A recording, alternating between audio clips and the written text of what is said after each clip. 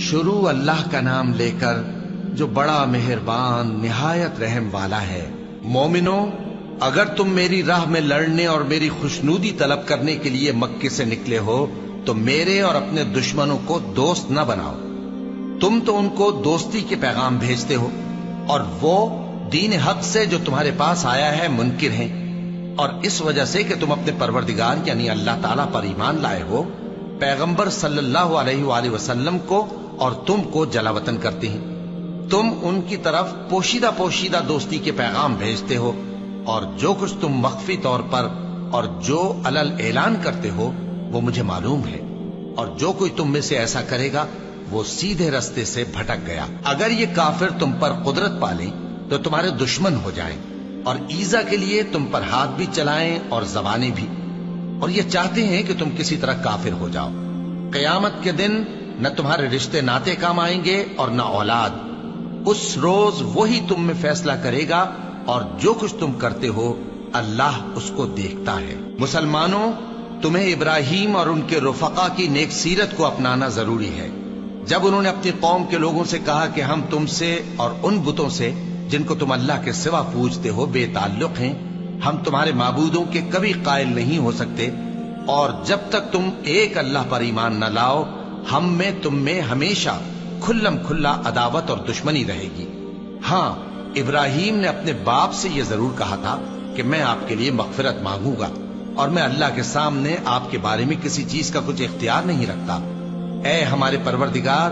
تجھی پر ہمارا بھروسہ ہے اور تیری ہی طرف ہم رجوع کرتے ہیں، اور تیرے ہی حضور میں ہمیں لوٹ کر آنا ہے۔ اے ہمارے پروردگار، ہم کو کافروں کے ذریعے فتنے میں نہ ڈالنا، اور اے ہمارے پروردگار ہمیں معاف فرما،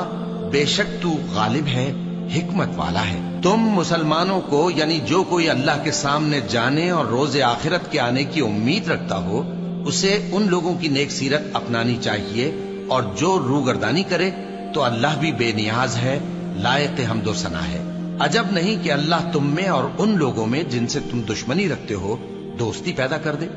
اور اللہ قادر ہے اور اللہ بخشنے والا ہے، مہربان ہے۔ جن لوگوں نے تم سے دین کے بارے میں جنگ نہیں کی اور نہ تم کو تمہارے گھروں سے نکالا، ان کے ساتھ بھلائی اور انصاف کا سلوک کرنے سے اللہ تم کو منع نہیں کرتا۔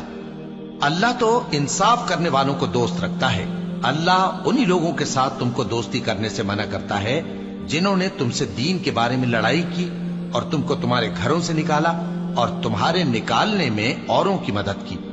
تو جو لوگ ایسوں سے دوستی کریں گے وہی ظالم ہیں۔ مومنوں، جب تمہارے پاس مومن عورتیں وطن چھوڑ کر آئیں تو ان کی آزمائش کر لو، اور اللہ تو ان کے ایمان کو خوب جانتا ہے۔ سو اگر تم کو معلوم ہو کہ وہ مومن ہیں تو ان کو کفار کے پاس واپس نہ بھیجو، کہ نہ یہ ان کو حلال ہیں اور نہ وہ ان کو حلال ہیں،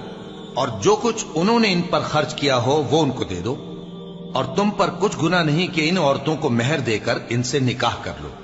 اور کافر عورتوں کے ساتھ تعلقات نکاح باقی نہ رکھو، یعنی انہیں کفار کو واپس دے دو، اور جو کچھ تم نے ان پر خرچ کیا ہو تم ان سے طلب کر لو، اور جو کچھ انہوں نے اپنی عورتوں پر خرچ کیا ہو وہ تم سے طلب کر لیں۔ یہ اللہ کا حکم ہے جو تم میں فیصلہ کیے دیتا ہے، اور اللہ جاننے والا ہے، حکمت والا ہے۔ اور اگر تمہاری بیویوں میں سے کوئی تمہارے ہاتھ سے نکل کر کافروں کے پاس چلی جائے اور اس کا مہر وصول نہ ہوا ہو، پھر تم ان سے جنگ کرو اور ان سے تم کو غنیمت ہاتھ لگے، تو جن کی بیویاں چلی گئی ہیں ان کو اس مال میں سے اتنا دے دو جتنا انہوں نے خرچ کیا تھا، اور اللہ سے جس پر تم ایمان لائے ہو ڈرتے رہو۔ اے پیغمبر صلی اللہ علیہ وآلہ وسلم، جب تمہارے پاس مومن عورتیں اس بات پر بیعت کرنے کو آئیں کہ نہ تو اللہ کے ساتھ شرک کریں گی، نہ چوری کریں گی، نہ بدکاری کریں گی، نہ اپنی اولاد کو قتل کریں گی، نہ اپنے ہاتھ پاؤں کے درمیان کوئی بہتان باندھ لائیں گی، اور نہ نیک کاموں میں تمہاری نافرمانی کریں گی، تو ان سے بیعت لے لو اور ان کے لیے اللہ سے بخشش مانگو، بے شک اللہ بخشنے والا ہے، مہربان ہے۔ مومنوں، ان لوگوں سے جن پر اللہ غصے ہوا ہے دوستی نہ کرو، کیونکہ جس طرح کافروں کو مردوں کے جی اٹھنے کی امید نہیں، اسی طرح ان لوگوں کو بھی آخرت کے آنے کی امید نہیں۔